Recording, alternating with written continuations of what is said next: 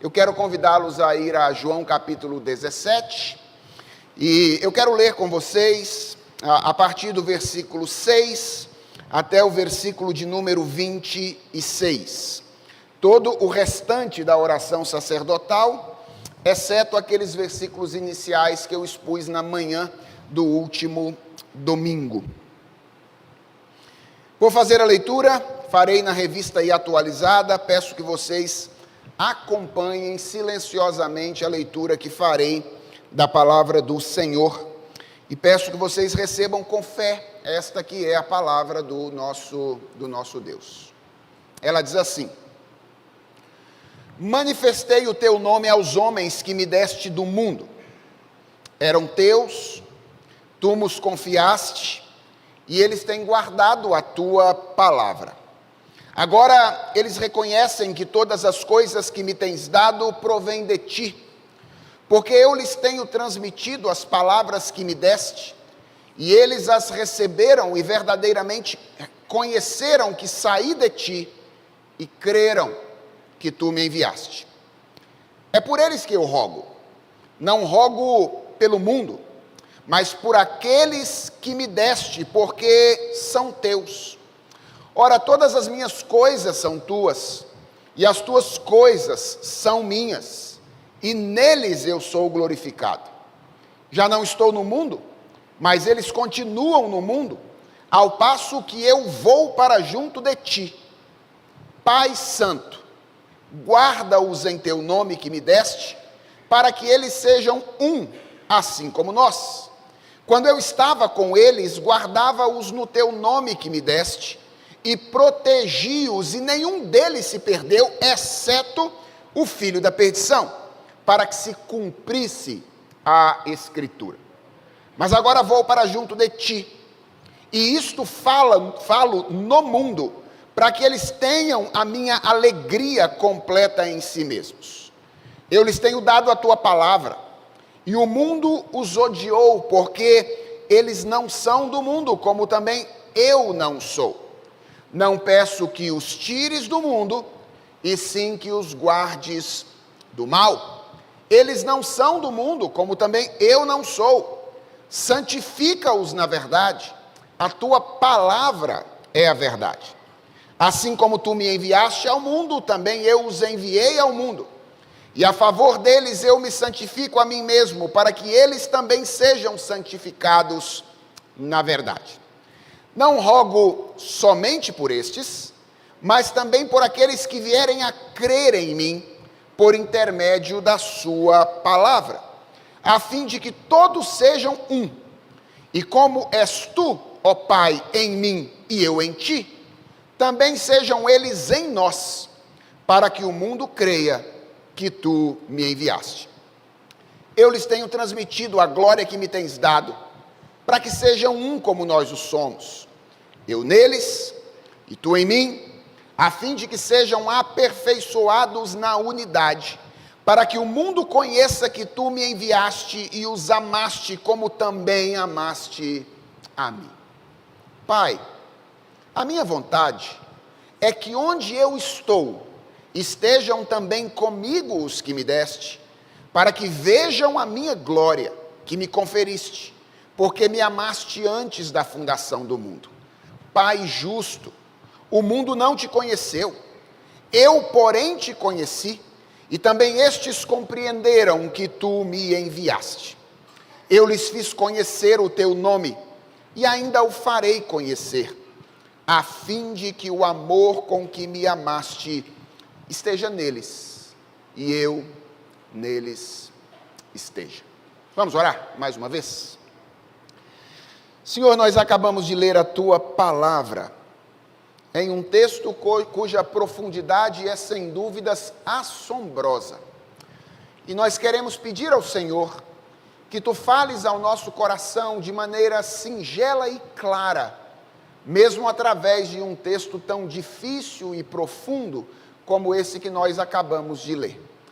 Dá que ao meditarmos neste texto da tua palavra, nesse trecho da Escritura Sagrada, que a nossa fé seja fortalecida, que o nosso amor seja aumentado, que a nossa esperança em Ti seja firmada para toda a eternidade. Alimenta o Teu povo nesta noite e abençoa também aqueles que eventualmente nos assistem pela internet, para que eles sejam também abençoados recebendo a bendita palavra do Senhor.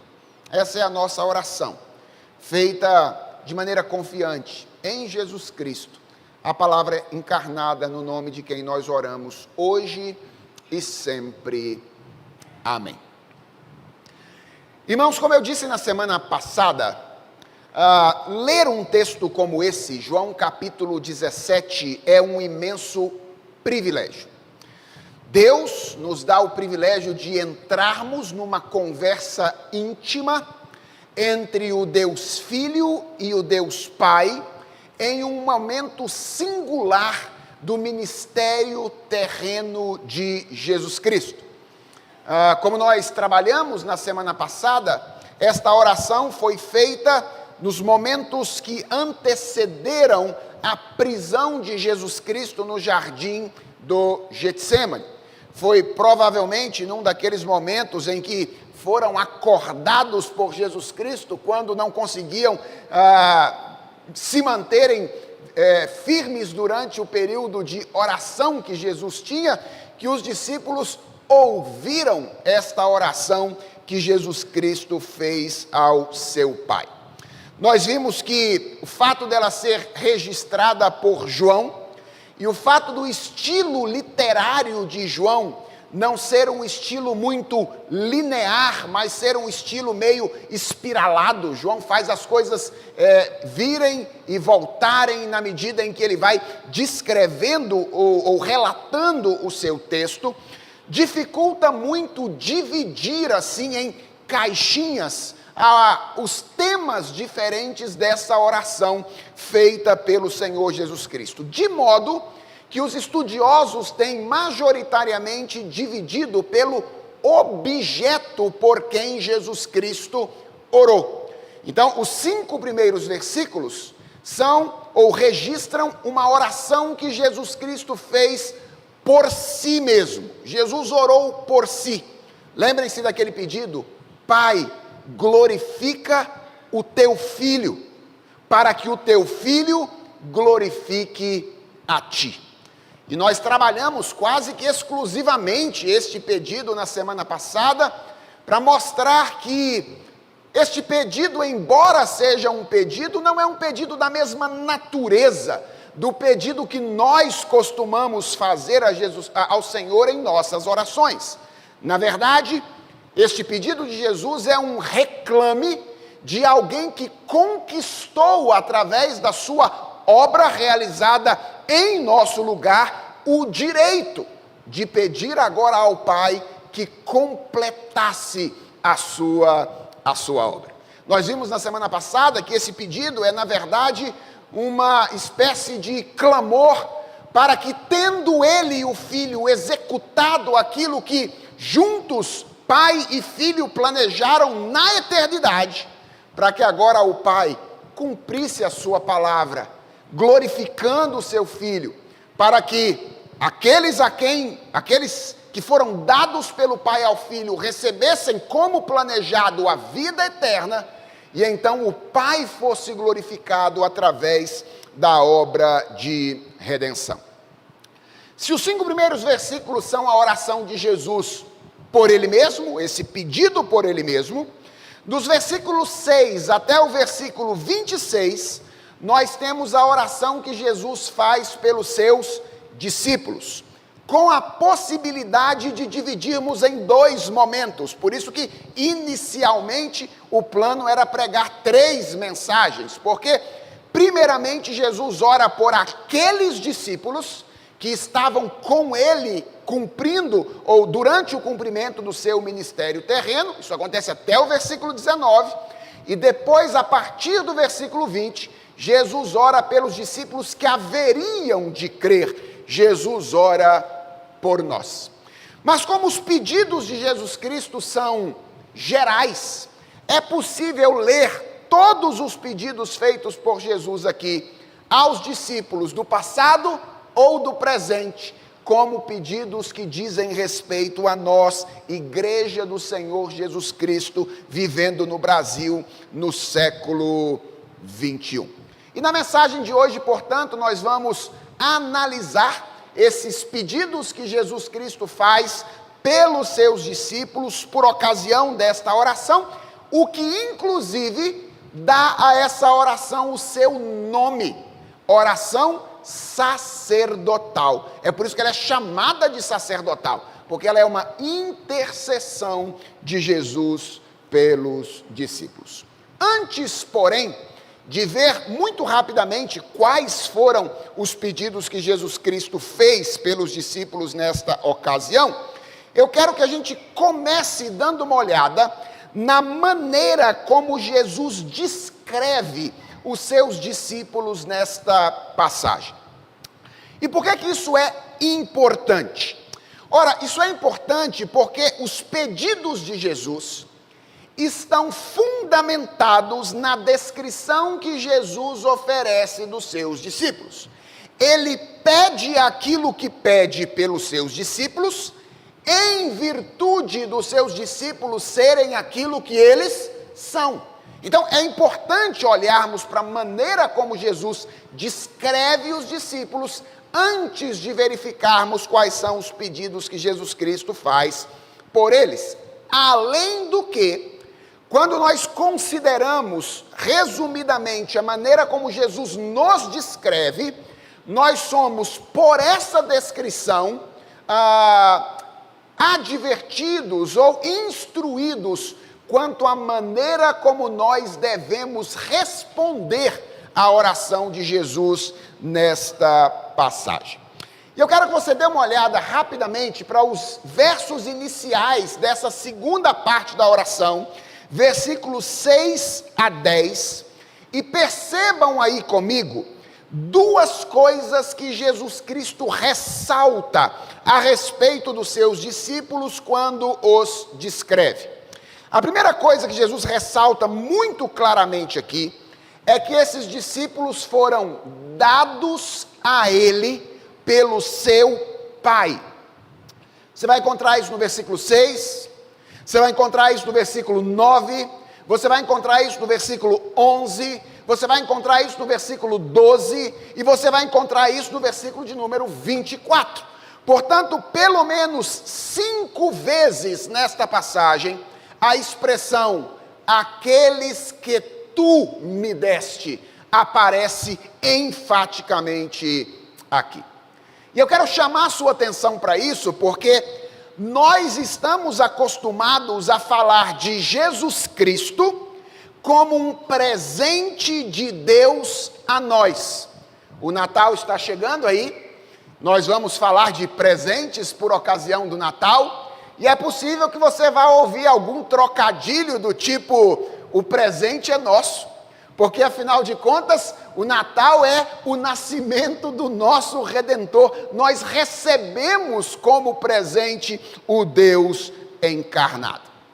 Mas embora nós falemos muito de Jesus Cristo como presente de Deus a nós, e não está errado falar em Jesus como presente de Deus a nós, de fato nós somos os mais beneficiados, os maiores beneficiados pela vinda do nosso Redentor, raramente nós falamos do contrário. Raramente nós falamos de nós como um presente para Jesus Cristo. No entanto, esta passagem e essas referências mostram que nós deveríamos fazê-lo. Aliás, lembrem-se de que quando preguei na semana passada, a minha ênfase foi que os 5 primeiros versículos da oração sacerdotal nos ensinam a lição-chave que a igreja contemporânea precisa aprender, porque por não tê-lo aprendido é que a igreja contemporânea tem sofrido de tantas mazelas. Qual é essa lição? Não é sobre nós, é sobre Deus e especificamente sobre a relação intratrinitária. A realidade, o mundo, as coisas que existem não são sobre nós. As coisas que existem são sobre Deus, sobre um Deus Pai que ama um Deus Filho e que prometeu dar ao seu Filho toda uma realidade criada e restaurada para a glória dele e, em última instância, para a sua própria glória. Portanto, o que eu quero que você entenda de início aqui nessa mensagem é que o fundamento do discipulado é Deus e não nós mesmos. A gente às vezes se esquece disso. E nós às vezes imaginamos que nós somos discípulos de Jesus Cristo porque nós queremos ser discípulos de Jesus Cristo. Porque um dia, pela nossa inteligência, nós descobrimos que vale a pena seguir a Jesus. Isso não é verdade. O que o texto está dizendo, ou o que Jesus está dizendo, é que discípulos são feitos. Discípulos não se fazem. E outros ditos de Jesus no Evangelho de João deixam isso muito claro. Por exemplo, João capítulo 6, versículo 37, nós lemos Jesus dizendo: todo aquele que o Pai me dá, esse virá a mim, e o que vem a mim, de modo nenhum eu o lançarei fora. Todo aquele que o Pai me dá, esse vem a mim. Ainda em João capítulo 6, no versículo 44, Jesus Cristo diz: ninguém pode vir a mim, se o Pai que me enviou não o trouxer, e eu o ressuscitarei no último dia. Em João capítulo 10, Jesus Cristo diz: as minhas ovelhas ouvem a minha voz, eu as conheço e elas me seguem. Reparem, não são todas as pessoas que ouvem a voz de Jesus Cristo. Não são os bodes, são as ovelhas. As ovelhas dele, aquelas que o Pai lhe deu, são as que ouvem a sua voz. Então essa é a primeira coisa que Jesus Cristo enfatiza quando ele descreve os seus discípulos. Eles lhe foram dados pelo Pai.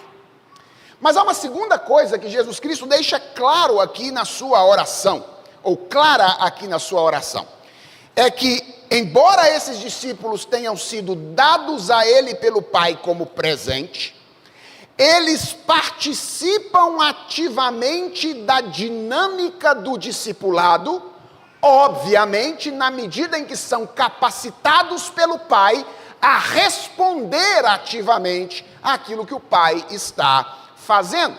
Se você der uma olhada no versículo 8, por exemplo, do texto que estamos analisando, você verá que Jesus diz que eles receberam a palavra. O mesmo versículo 8 diz que eles creram que Jesus Cristo é o enviado do Pai. Fé na qual eles, segundo o próprio Jesus Cristo, no versículo 7, permanecem. E se você der uma olhada no versículo 6, você verá que Jesus Cristo diz que eles guardam a palavra. O que mostra para nós que, embora discípulos sejam feitos, sejam presentes do Deus Pai ao Deus Filho, eles não são parasitas no discipulado. O discipulado cristão não anula, mas inclui a atividade do discípulo. Jesus Cristo descreve os seus discípulos aqui como gente que recebe a palavra, como gente que crê na palavra, como gente que obedece à palavra. E se você ainda não percebeu, o que eu quero enfatizar nesta noite é que o binômio famoso da soberania absoluta de Deus e da responsabilidade completa do ser humano está presente nessa oração de Jesus Cristo. Ele pede para que Deus trabalhe, porque ele sabe que Deus é soberano. Mas ele pede para que Deus trabalhe a fim de que os seus discípulos sejam capacitados a trabalhar pela sua salvação. Talvez seja estranho ver um pastor calvinista falando sobre isso, não é? A necessidade de nós trabalharmos pela nossa salvação. Mas é preciso nos lembrarmos de que a salvação é um todo complexo. E ela é composta de passos e elementos distintos. Passos que nós precisamos dar quando nós somos completamente mortos, como por exemplo a regeneração. E isso nós somos incapazes de fazer. É só o Espírito Santo que pode infundir vida em um coração que está morto em seus delitos e pecados. Mas passos que nos envolvem quando nós já estamos vivos. Por exemplo, quando nós falamos da nossa santificação, no crescimento em santidade, no crescimento no conhecimento do Senhor. Nessas coisas, nós não somos parasitas, nós não somos pessoas que são passivos, mas somos pessoas que são ou devem ser ativas naquilo que Deus está fazendo em nós. E isso nos ensina, irmãos, que ao ouvirmos os pedidos que Jesus faz por nós na oração sacerdotal, há duas coisas que nós precisamos aprender a fazer. Primeiro, é sermos gratos a Deus, porque um dia o Deus Filho orou por nós. E aprendermos a descansar e a depender do Filho e dos seus pedidos ao Pai por nós. Essa é a primeira coisa que nós precisamos aprender a fazer. Olhar para esses pedidos precisa trazer segurança ao seu coração crente. Porque entenda o que você está olhando aqui. O Deus Filho orou por você. Você ainda não era nascido. Você ainda não estava nos planos do seu pai. Faltavam ainda cerca de 2000 anos para que você viesse ao mundo. Mas ele, no meio da sua oração, disse: eu não rogo apenas por estes, mas rogo por todos aqueles que haverão de crer em meu nome. Portanto, Raí, sabe o que aconteceu nesse dia? O seu nome estava nos lábios de Jesus Cristo. O meu nome estava nos lábios de Jesus Cristo. É isso mesmo, Pati. Ele orou por você no jardim do Getsêmani, quando ele falou com seu pai nesse momento tão sensível do seu ministério terreno. E isso deve nos fazer, nos encorajar e nos fazer depender do Senhor. Atenção! Ao mesmo tempo em que isso deve nos levar a uma atitude de disposição para contribuir com aquilo que Deus está fazendo em nós e pelo que o seu filho orou naquela ocasião. Então, percebe por que é importante ver como é que Jesus Cristo descreve os seus discípulos? Porque isso direciona a maneira como nós vamos ouvir os pedidos. De um lado, com o coração absolutamente gratos e cheios de segurança, porque o Filho orou por nós. Por outro lado, arregaçando as mangas para dizer: o que é que eu preciso fazer para contribuir com aquilo que Deus está fazendo e pelo que o seu Filho pediu por mim, quando orou por mim nessa ocasião tão especial. E visto então esses dois aspectos aqui, da maneira como Jesus Cristo descreve os seus discípulos, vamos então olhar para aquilo que Jesus Cristo pede pelos discípulos nesta ocasião. Lamentavelmente, nós não vamos ter tempo de analisar uma por uma das afirmações de Jesus Cristo, mas eu creio que aquilo que vamos fazer é suficiente para nos dar um quadro geral das preocupações de Jesus em relação a nós nesta oração. E é possível perceber que Jesus faz basicamente 3 pedidos pelos discípulos nesta ocasião. 3 pedidos. E o primeiro dele está aí dos versículos 11 até o versículo 16, é um pedido por proteção. Essa é a primeira coisa que Jesus pede pelos seus discípulos. Ele diz: já não estou no mundo, mas eles continuam no mundo enquanto eu vou para junto de ti. Pai Santo, olha o pedido de Jesus: guarda-os em teu nome que me deste, para que eles sejam um, assim como nós somos um. Quando eu estava com eles, guardava-os no teu nome que me deste. Eu os protegi, e nenhum deles se perdeu, exceto o filho da perdição, para que se cumprisse a Escritura. Mas agora eu vou para junto de ti, e isto falo no mundo para que eles tenham a minha alegria completa em si mesmo. Eu lhes tenho dado a tua palavra, e o mundo os odiou, porque eles não são do mundo, como também eu não sou. Eu não peço que os tires do mundo, eu peço que os guardes do mal. Eles não são do mundo, como também eu não sou. Qual foi a primeira coisa que Jesus Cristo pediu ao Pai por nós, quando orou por nós neste momento chave? Que o Pai nos protegesse.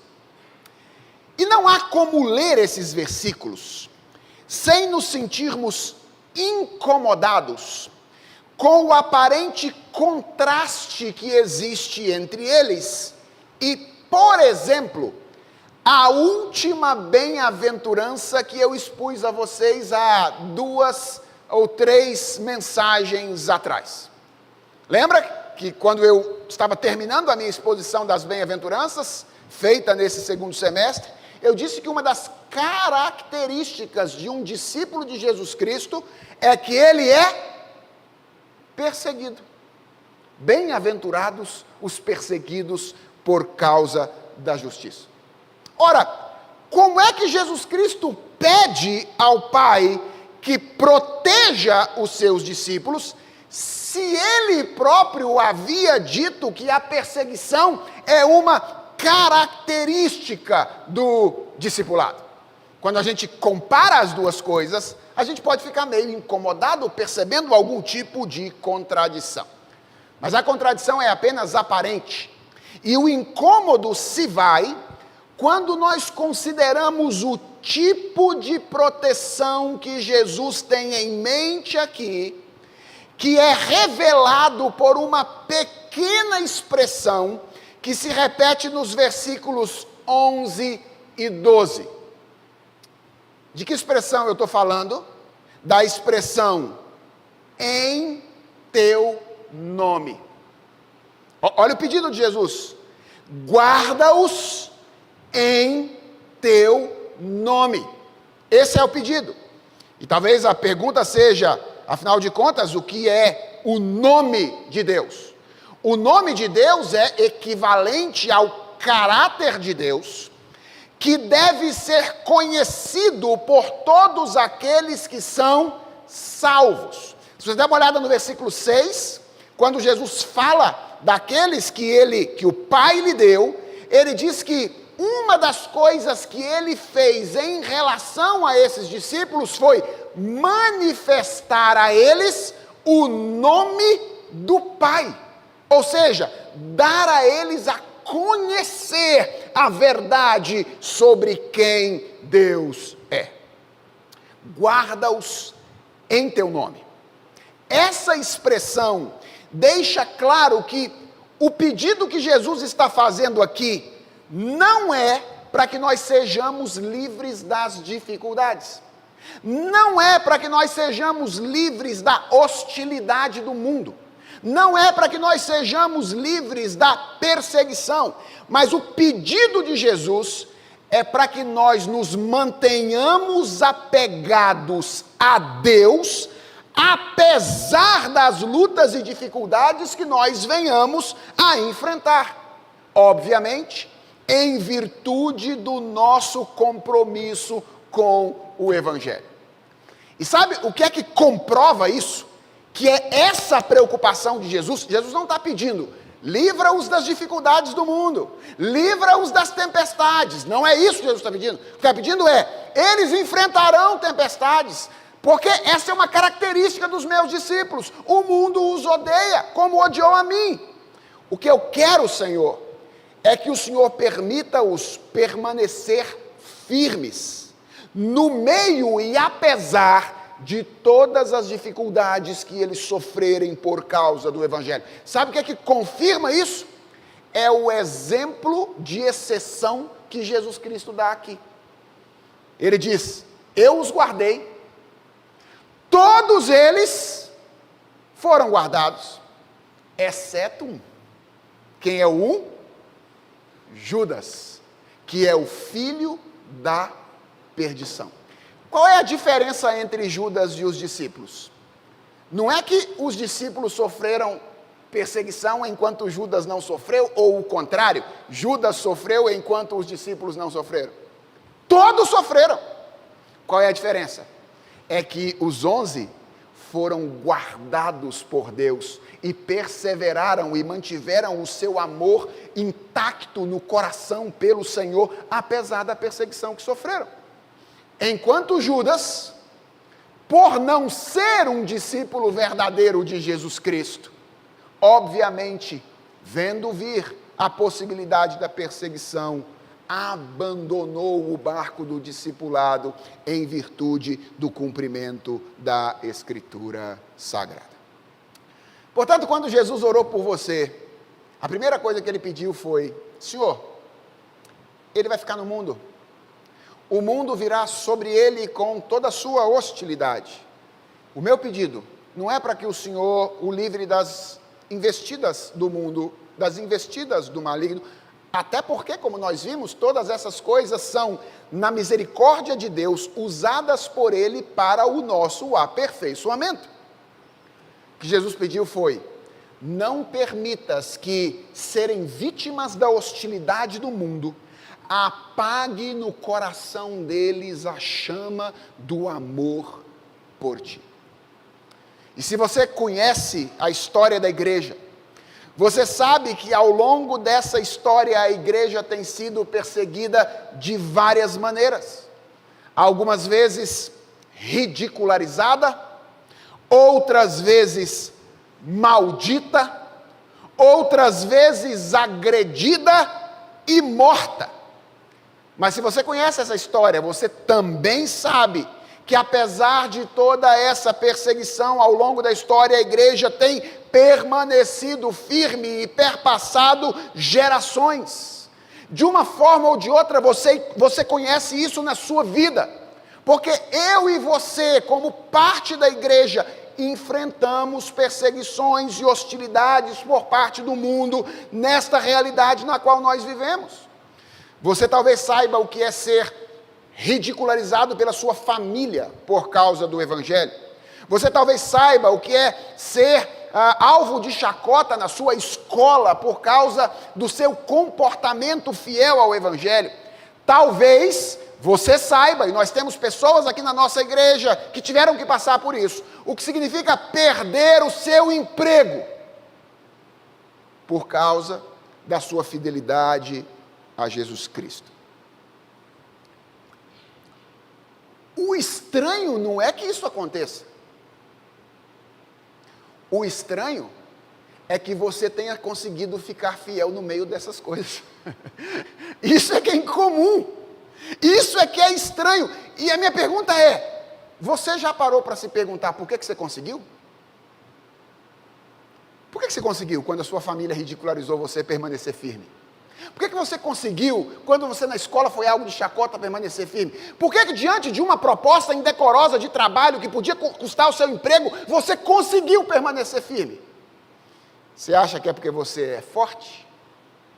Porque você tem em si capacidades espirituais que outras pessoas não têm? Pois eu quero que você saiba, nesta noite, que aqui está a resposta. Foi porque um dia Jesus Cristo orou por você. E um dia ele pediu por você, Pai, guarde-os em teu nome. E a Bíblia diz que o Pai ama tanto o Filho. Lembra o que ele disse a respeito dele? Este é o meu Filho amado, em quem eu tenho deleite, em quem eu tenho prazer. Que nós podemos ter a garantia de que quando o Filho pede alguma coisa ao Pai, o Pai ouve a oração do seu Filho. Todas as vezes em que você foi guardado no meio das tentações, isso aconteceu porque o Filho de Deus orou por você. Isso tem a ver com a segunda coisa que Jesus Cristo pediu.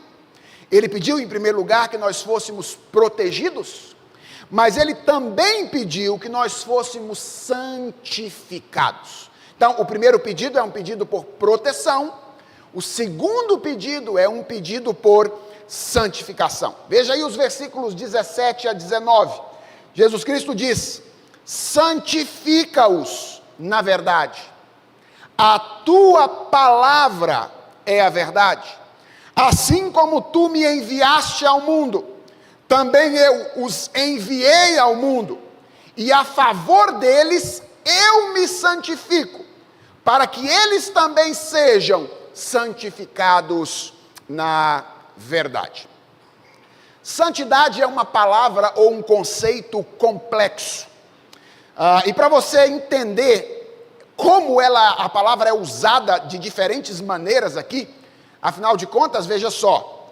No verso 17, Jesus pede que Deus nos santifique. Mas no versículo 19, ele faz uma afirmação incomum.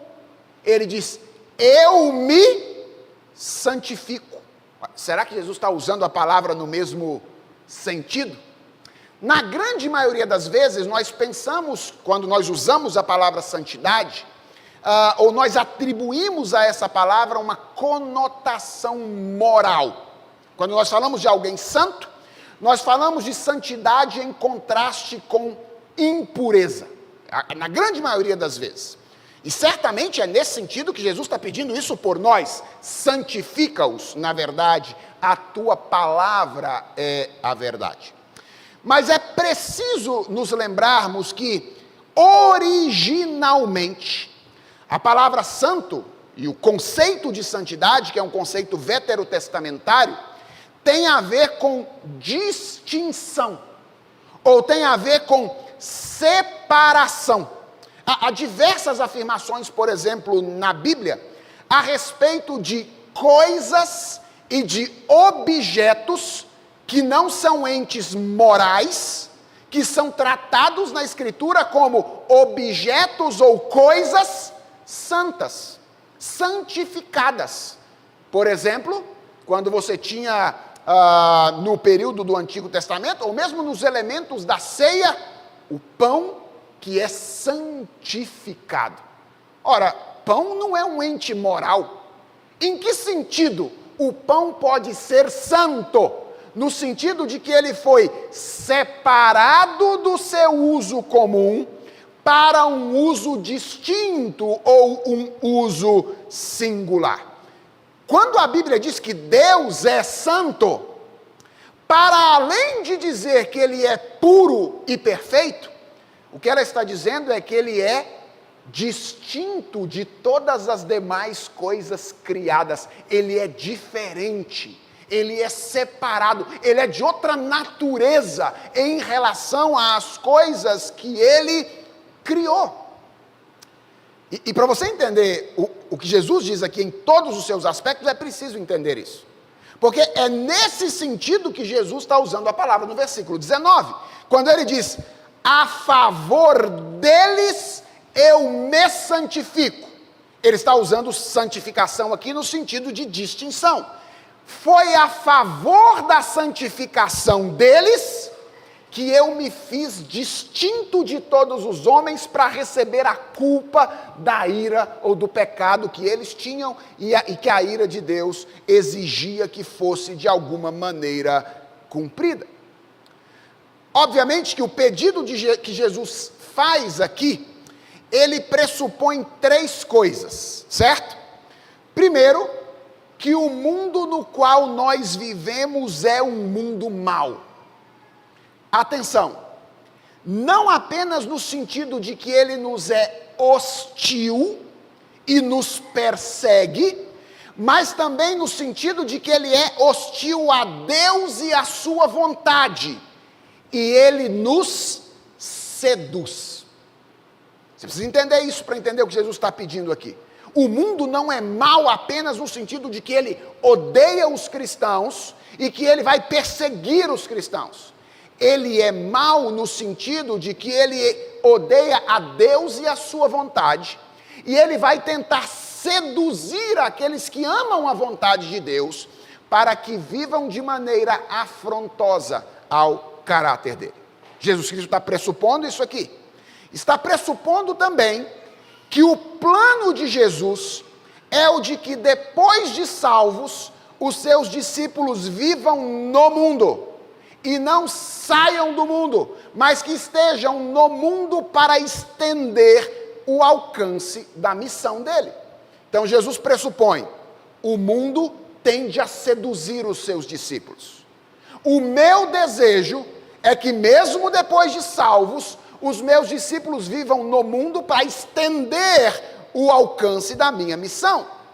E Jesus está pressupondo que para que os discípulos cumpram o plano de Jesus, eles precisam estar no mundo sem se tornarem do mundo, ou sem terem o caráter moldado pelo mundo.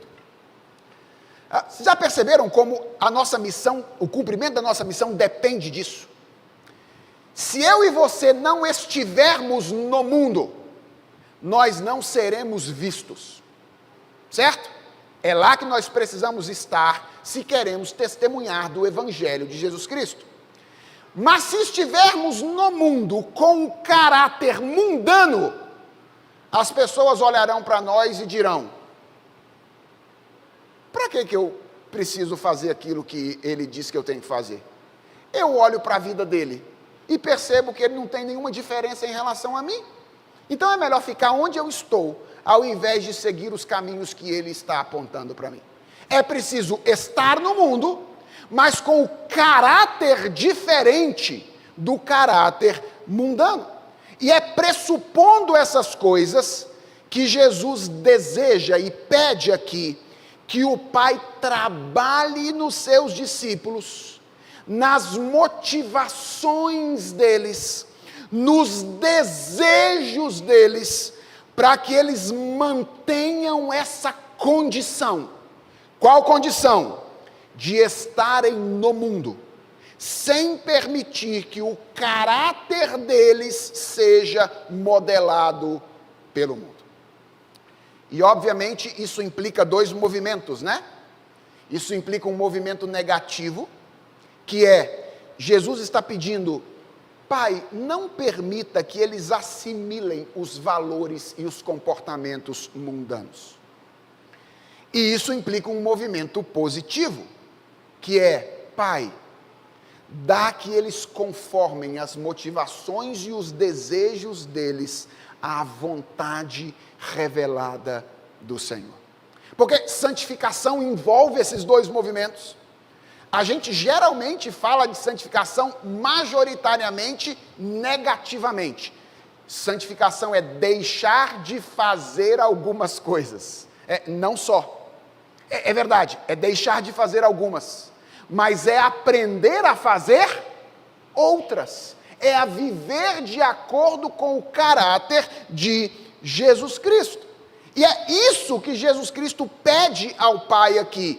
Que o Pai trabalhe neles, para que eles mantenham essa condição de estar no mundo sem se tornarem mundanos. Duas coisas, obviamente, esses dois movimentos, que acontecem na medida em que nós somos atingidos pela palavra de Deus. Veja, esse é o instrumento. Jesus Cristo diz, santifica-os na verdade. E a pergunta é, o que é a verdade?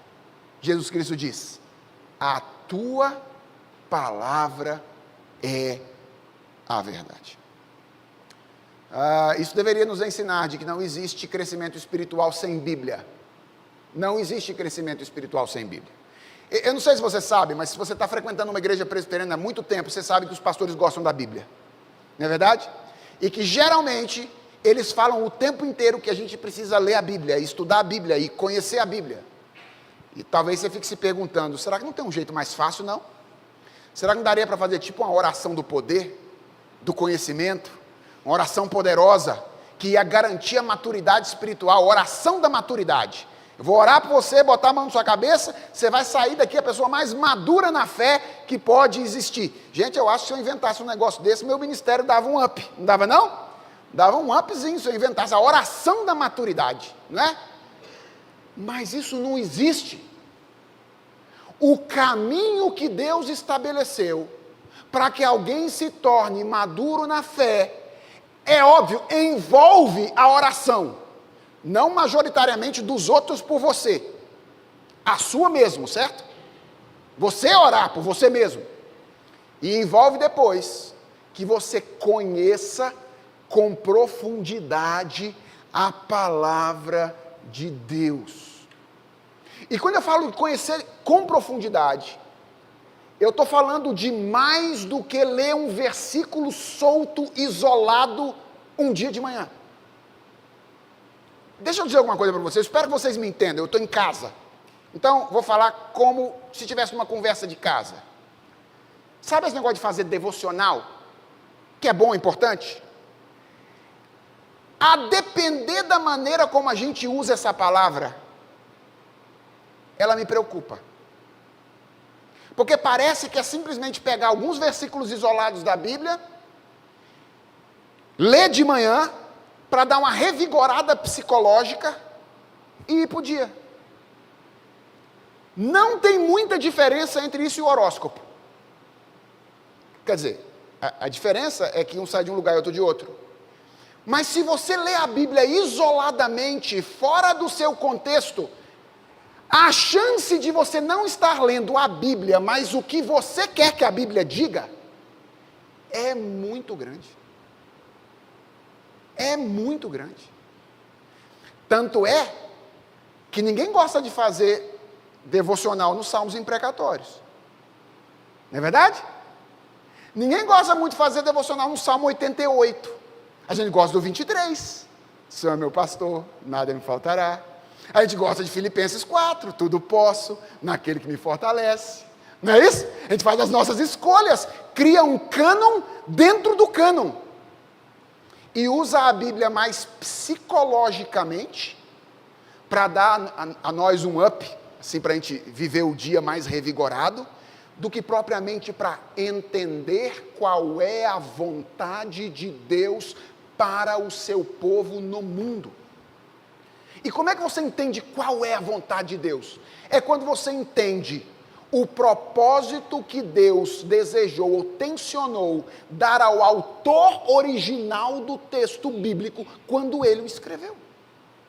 É só ali, quando você entende isso, isso foi o que Paulo quis dizer à igreja de Filipos quando ele escreveu estas palavras. Como é que isso se aplica a mim agora? Ou, isso foi o que o salmista quis dizer quando ele escreveu essas palavras, inspirado por Deus. Então, como é que isso se aplica a mim agora? Quando a gente tem esse entendimento da Escritura, então, nós estamos lendo a Bíblia, e não usando a Bíblia para ler a nós mesmos. Porque a diferença de pregar a Bíblia, ou estudar a Bíblia, e usar a Bíblia. Aliás, o próprio Martinho Lutero costumava dizer que a Bíblia é a mãe de todas as heresias. A depender da maneira como a gente usa a Bíblia, a gente faz ela dizer o que a gente quiser. Tudo isso para dizer que não existe santificação sem Bíblia. É por isso que nós amamos a Bíblia. É por isso que ao longo da história a igreja tem estudado a Bíblia. É por isso que homens têm dedicado a sua vida inteira a isso ao longo da história. Livros e mais livros têm sido escritos sobre a Bíblia e como estudar a Bíblia. E ao longo da nossa história individual, se nós somos cristãos, nós temos nos esforçado para nos submeter ao ensino da palavra do Senhor. Se você é crente, com as suas dificuldades, todos nós as temos, você tem aprendido a amar a Bíblia. E deixa eu fazer uma pergunta para você. De onde você acha que vem a sua disposição de se submeter ao ensino da Bíblia? De onde você acha que vem seu desejo de vir à igreja para ouvir um sermão de 1 hora? De onde você acha que vem a sua disposição de ler a Bíblia todos os dias? De ouvir sermões enquanto você está no trânsito de São Paulo? Apesar de uma diversidade de atividades concorrentes que naturalmente tenderiam a apetecer muito mais o seu coração do que o contato com a palavra do Senhor. Minha pergunta é, por que você tem aprendido a amar a Bíblia? É porque você é mais forte do que os outros? É porque você é mais espiritual que as outras pessoas? A resposta de novo é, porque Jesus orou por você. O Filho de Deus, quando ele orou ao seu Pai pelos seus discípulos naquela ocasião, ele disse, Pai, santifica-os na verdade. A tua palavra é a verdade. Jesus orou por proteção, Jesus orou por santificação, e em último lugar, Jesus orou, quando orou por nós, por unidade. Veja aí o que diz o texto a partir do versículo 20 até o versículo 23. Não peço somente por esses, mas também por aqueles que vierem a crer em mim, por meio da palavra que eles falarem, a fim de que todos sejam um. E como tu, ó Pai, estás em mim e eu em ti, também eles estejam em nós, para que o mundo creia que tu me enviaste. Eu lhes transmiti a glória que me deste, para que sejam um, como nós o somos, eu neles e tu em mim, a fim de que sejam aperfeiçoados na unidade, para que o mundo conheça que tu me enviaste e os amaste como também amaste a mim. Irmãos, quando nós somos alcançados pelo Evangelho, nós somos unidos a Deus e uns aos outros. Isso acontece imediatamente. E isso é algo que independe da nossa vontade, das nossas escolhas e das nossas atitudes. Eu não sei se você gosta de mim. O que eu sei é que você está unido a mim, quer você queira, quer não. E se você não gosta de mim, eu tenho uma novidade para dar para você. Nós vamos passar a eternidade juntos. Certo? Então é melhor você ir acostumando agora. É melhor você ir acostumando agora. Nós vamos... Por quê? Porque nós estamos unidos uns aos outros. A nossa unidade está fundamentada na obra redentora de Deus. Paulo diz isso quando escreve em Efésios capítulo 4, nos versículos 4 a 6, quando ele enumera uma variedade de indicativos da nossa unidade. Ele diz, um só corpo, um só Espírito, uma só esperança, um só Senhor, uma só fé, um só batismo. Tudo tem a ver com aquilo que Deus faz. De modo que o clamor de Jesus por unidade aqui não é um pedido para que Deus crie a unidade. Porque se eles são discípulos, a unidade já está criada. Quando eles são redimidos e alcançados, a unidade já está criada. O clamor de Jesus é para que ele os sustente, de modo que eles permaneçam expressando, e presta atenção a essa palavra que eu vou dizer agora, e preservando a unidade que ele criou. E como é que eu sei disso? Ora, a passagem da carta aos Efésios que eu acabei de mencionar, capítulo 4, nos versículos iniciais, diz o seguinte: por isso eu, o prisioneiro no Senhor, o apóstolo Paulo falando, peço que vocês vivam de maneira digna da vocação a que foram chamados. E a pergunta é, o que significa viver de maneira digna da vocação a que fomos chamados? Com toda a humildade e mansidão, com longanimidade, suportando uns aos outros em amor, fazendo tudo para preservar a unidade do Espírito no vínculo da paz. Nós não podemos criar a unidade, mas nós podemos acabar com a unidade. Nós podemos atrapalhar a unidade. Isso nós temos a capacidade de fazer. E posso dizer uma coisa para vocês? Se tem algo que a gente sabe fazer bem, é isso. Qualquer coisa é razão para que a gente acabe com a unidade da igreja. E a gente é meio criativo nesse negócio. Tão criativo que, em geral, quando a gente está acabando com a unidade da igreja, a gente não diz, eu vou acabar com a unidade da igreja. Em geral, não é assim. Em geral, a gente está dizendo que está servindo ao Senhor, acabando com a unidade da igreja. O pecado tem essa capacidade de nos fazer atentar contra algo que é tão caro para Deus, como a unidade do corpo de Cristo, com uma capa de obediência e de santidade. É por isso que quando Jesus Cristo orou por nós, ele disse, Pai, faz esse povo ser um. Preserva-os na unidade. Dá a eles a capacidade de não atentarem contra a unidade que o Senhor produziu. E chama a minha atenção a razão pela qual Jesus deseja que nós sejamos um. Ele diz 2 vezes isso. Para que o mundo creia que tu me enviaste. Olha só. Jesus relaciona 2 coisas importantíssimas aqui na sua oração, que são unidade e testemunho. Unidade e testemunho. Irmãos, olha só, vocês já me conhecem há 5 anos como pregador. Vocês sabem que eu amo teologia, não sabe? Vocês sabem que eu amo o conhecimento teórico, conhecimento racional. Mas eu quero que vocês percebam, Jesus Cristo não disse que nós seríamos reconhecidos pela articulação teórica da teologia que nós fazemos.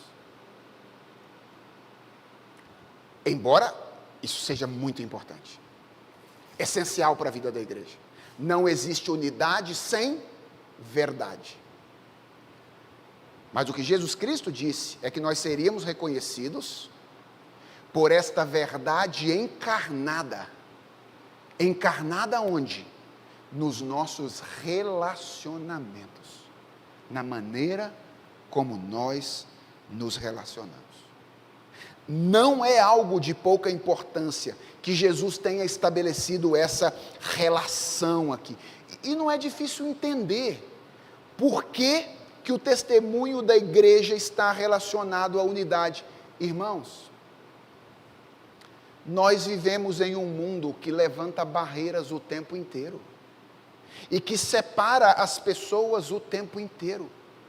Nós somos separados por critérios geográficos, nós somos separados por critérios econômicos, nós somos separados por critérios sociais, nós somos separados por critérios religiosos. Qualquer coisa é razão para que nós sejamos separados. Qualquer diferença é motivo para dividir. Olha o que Jesus está dizendo. Se vocês forem um, e conseguirem, apesar das diferenças de vocês, trabalharem em prol do avanço do reino juntos, o mundo conhecerá que eu fui enviado pelo Pai.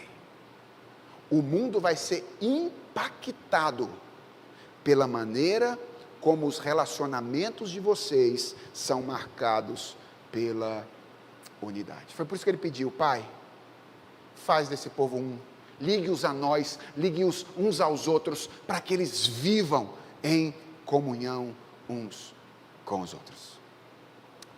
Eu sei, às vezes você dá a sua contribuição para que a unidade seja de alguma forma manchada, mas eu também sei, muitas vezes você contribui para que a unidade seja restabelecida, para que a unidade seja preservada. Você faz isso quando você perdoa alguém, você faz isso quando você age com humildade, você faz isso quando você pensa nos interesses dos outros ao invés de pensar nos seus próprios interesses.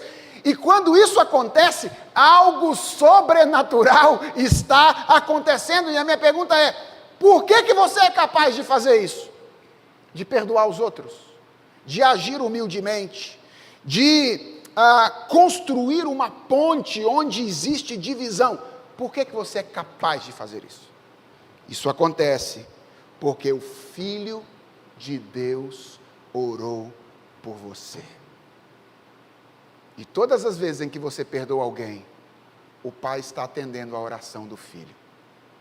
Todas as vezes em que você age humildemente, o Pai está atendendo a oração do Filho.